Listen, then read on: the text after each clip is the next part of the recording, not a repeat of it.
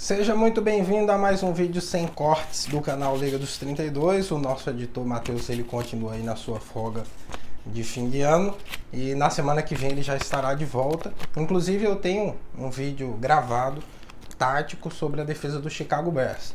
Então aí vocês deixem nos comentários se vocês preferem que esse vídeo tático entre na quarta que vem ou se vocês querem comentários sobre a próxima fase dos playoffs e a gente deixa esse vídeo tático do Bears, essa grande defesa do Bears, para logo após o Super Bowl. Então vamos começar aqui. O vídeo de hoje é comentando a fase wildcard dos playoffs. Vou aqui falar de jogo por jogo, comentar com vocês e aguardo também os comentários de vocês no vídeo para a gente continuar o debate. Beleza? Vamos começar então com a AFC, com o jogo entre Colts e Texans, um jogo que acontece em Houston. Bom, o Colts e Texans são da mesma divisão, são da AFC Sul, e é claro que há uma grande rivalidade entre os dois times. E eles, obviamente, se conhecem muito bem. Jogaram duas vezes nessa temporada. O Colts enfrentou o Texans em casa e perdeu na prorrogação. Foi até um jogo um tanto quanto polêmico para o técnico Frank Reich na época, porque ele arriscou uma quarta descida no campo de defesa ainda. Foi pro tudo ou nada na prorrogação. Não queria aceitar o empate. E provavelmente seria o que aconteceria se ele fosse pro punt. Foi pro tudo ou nada, não conseguiu. O Texans chutou o field goal e ganhou. No jogo em Houston, aí o Colts conseguiu dominar boa parte da partida. O T.Y. Hilton teve um grande jogo, inclusive muitos torcedores do Colts chamam o estádio do Texas de Hilton Stadium, porque ele tem os melhores desempenhos da carreira no estádio do Texans. A torcida do Texans morre de medo do T.Y. Hilton, que está jogando machucado. Há um mês está com um tornozelo que está parecendo uma bola de boliche. Mas está jogando muito bem, está conseguindo enfrentar as dores no tornozelo e vai jogar no lugar preferido. Já deu entrevista falando isso, novamente dizendo que é o segundo estádio que ele mais gosta da NFL. Primeiro, obviamente, do time que ele defende, né? Mas de qualquer forma, é interessante olhar do lado do Texans a conexão entre o Deshaun Watson e o DeAndre Hopkins, que tem sido o melhor recebedor da NFL. Ele tem mais de 100 recepções sem nenhum drop. É impressionante as mãos, a capacidade de correr rotas, de ganhar bolas disputadas. Ele consegue vencer aqueles contested catches, né, que são as bolas que estão sendo disputadas entre ele e o cornerback, joga para o alto e o cara vai lá e consegue buscar. É simplesmente impressionante. O DeAndre Hopkins, que no jogo contra o Colts, o último, que o Texans perdeu, ele foi anulado pela defesa do Colts, teve um baixo número de jardas, o impacto foi abafado, e aí isso facilitou também, é claro, a vitória de Indianápolis. Nesse jogo a gente vai precisar ver mais do Deshaun Watson, porque o Andrew Luck é normalmente um quarterback que consegue colocar muitos pontos no placar. O Texans vai precisar disso, além de defensivamente precisar do impacto do J.J. Watt e do Jadeveon Clowney. Eles não conseguiram pressionar muito no último jogo em Houston, e vão precisar pressionar contra essa boa linha ofensiva do Colts no jogo em Houston. Bom, passando aqui para Chargers e Ravens, acho que para muita gente é o jogo mais esperado, né, dessa fase wildcard. Um jogo entre um time que veio muito bem boa parte da temporada no ataque, o Los Angeles Chargers, um time que conta com o Philip Rivers, um jogador que até certa parte da temporada era colocado ali na disputa para MVP, tá fazendo uma grande temporada, com idade avançada, já se aproxima ali dos 40 anos, mas continua jogando, vai como o vinho aí o Philip Rivers. O grande problema é que na última vez que jogou contra o Ravens, essa defesa do Ravens, que é uma defesa de muita qualidade, o Philip Rivers teve muitas dificuldades, o Chargers teve muitas dificuldades, conseguiu anotar apenas 10 pontos. E não faz tanto tempo assim, foi na semana 16. Né? 2 semanas atrás aí, o Chargers não conseguiu fazer nada contra a defesa do Ravens. Então vai precisar mudar aí como ver esse jogo, vai precisar estudar essa defesa do Ravens e vai principalmente ter que controlar a primeira e a segunda descida, porque o Chargers entrou em várias terceiras descidas longas, foram cerca de 10 na partida, e contra uma grande defesa é bem complicado. E claro, o ataque do Ravens ele precisa ser contido também com o Lamar Jackson. O Chargers agora vai ter possibilidade de estudar melhor como o Ravens utiliza o Lamar Jackson. São 4, 5 jogadas, como eu falei, terrestres que entram muito bem.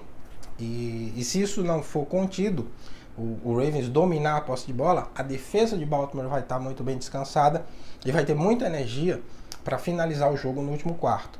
Então essa é uma força do Ravens, e o Ravens é um time perigoso contra qualquer um da Conferência Americana ao longo desses playoffs. É um time muito complicado de jogar contra, é um embate aí de dois times que teriam condições de ir longe nos playoffs, logo de cara aí na fase Wild Card. Então é um jogo que vale a pena ficar ligado nessa fase aí. Passando para a NFC, né, nós temos o Eagles jogando contra o Bears lá em Chicago, e é um jogo aí de ataque contra defesa em partes, né, porque o ataque do Eagles ele não pode ser tão elogiado assim, porque o ataque teve dificuldades, né, para vencer alguns jogos que pareciam fáceis. O Carson Wentz ele não jogou mal, mas ele não conseguiu ter aquele desempenho que ele teve numa fase aí, na última temporada até se machucar. E o Nick Foles entrou como o São Nick Foles, né, que em dezembro e janeiro parece que voa, tá virando uma lenda o cara. Se continuar assim nessa temporada de novo, vamos fazer uma estátua lá pro Nick Foles. Então vamos ver como ele se porta, né, nesse jogo contra uma defesa aí de muita qualidade. A gente tem aqui a defesa do Bears, que é uma defesa que dominou, por exemplo, o Rams, que é um ataque muito mais potente que o do Eagles nessa temporada. Então, Philadelphia vai ter que distribuir muito bem a bola, e isso é uma coisa que o Nick Foles até tem feito melhor que o Carson Wentz nessa temporada. Tem colocado o Nelson Agholor no jogo, tem jogado mais bola, colocado mais até o Alshon Jeffrey na partida também. É um cara que distribui muito, o Zach Ertz aparecendo mais, enfim. Tem jogado muito bem o Foles de uma maneira geral. Se ele encaixar aí mais um jogo de qualidade, pode ficar bem interessante. Por outro lado, esses dois jogos da NFC, se eu tivesse que apostar em jogos que podem desequilibrar, deixando claro, tá? Os 4 jogos eu acredito que tem mais de 80% de chances de serem bem disputados, o que é muito bom, até o último minuto ali com muita emoção. Mas, se tivesse que escolher os jogos que podem desequilibrar ali da metade pro fim, ter um domínio de algum time, não ficar tão emocionante, seriam os jogos da NFC. Começando por esse Eagles e Bears, por quê? A defesa do Bears, se ela anular o ataque do Eagles, como tem condições de fazer, fez com o Rams, como falei, o jogo realmente pode desandar e o Bears pode exercer um domínio. Mas, se o Nick Foles conseguir distribuir bem a bola, não segurar demais, o Bears contra o Rams tirou a bola longa, e aí o quarterback, o Jared Goff, se desesperou, quis forçar passes, enfim. Se o Nick Foles soubesse controlar, o Eagles pode ter uma chance contra essa forte defesa do Bears. Bears favorito na partida de qualquer forma. Bom, Seahawks contra o Dallas Cowboys em Dallas. E esse aqui é um jogo muito interessante porque eu até falava no podcast com o Fernando Schmud, o podcast Liga dos 32, que são dois times espelhos, né? Você tem de um lado aí um Seahawks que está reconstruindo sua defesa com o Pete Carroll, que é um treinador de muita qualidade, que está conseguindo aí, mesmo perdendo muita gente, recompor o seu grupo defensivo, e que confia no jogo corrido, passou a confiar na temporada, mudou a cara do time. O Russell Wilson cresceu com isso, né? O desempenho da linha ofensiva obviamente cresceu também, porque você tira a pressão, isso é uma coisa óbvia, né? O Russell Wilson acaba não prendendo demais a bola também.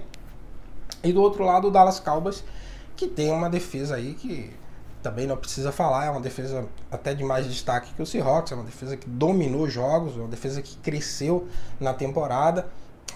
O Van Der Esch também ajudou a liderar, né? Um desempenho de um calouro indo tão bem logo na sua primeira temporada ajuda demais. E aí, é claro, você tem do lado ofensivo o Ezekiel Elliott, que é a base do ataque do Dallas Cowboys. É um ataque que funciona muito bem quando o jogo terrestre entra. Então são times muito parecidos, né? Confiando em defesa em jogo terrestre. A diferença, é claro, é o quarterback. De um lado tem o Dak Prescott, do outro o Russell Wilson. E aí eu acho que pode pesar. Se você lembrar do jogo Colts e Cowboys, quando a defesa do Colts, que não é uma defesa horrível, é uma defesa que está em décimo ali nas principais categorias, no DVOA, por exemplo, do Football Outsiders, que é uma estatística avançada, está em décimo, né?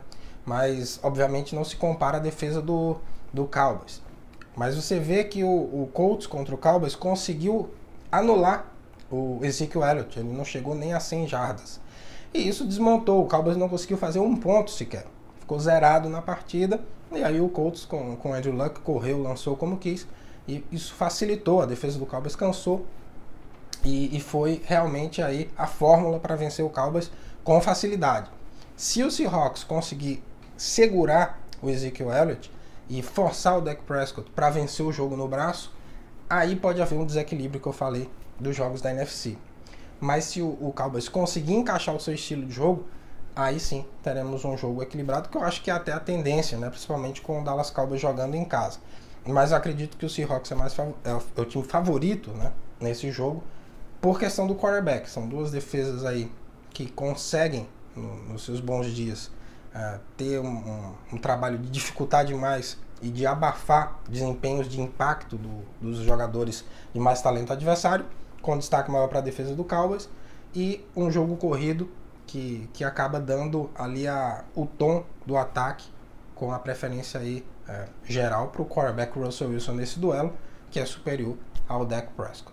Deixa aí os seus palpites, não deixe de dar joinha, se inscrever no canal, ativar o sininho, é apenas um clique, não custa nada para vocês e ajuda demais aqui o canal Liga dos 32 para que a gente continue fazendo vídeo toda semana, beleza? Compartilha com os amigos aí que gostam de futebol americano, deixe seu comentário, se quer vídeo do Chicago Bears, análise tática quando, quem você acha que passa, falei alguma bobagem aqui, o que é que você acha? E continue acompanhando que quarta-feira nós estamos de volta com o vídeo editado, dessa vez certeza. Liga dos 32.com, seu site sobre a NFL no Brasil.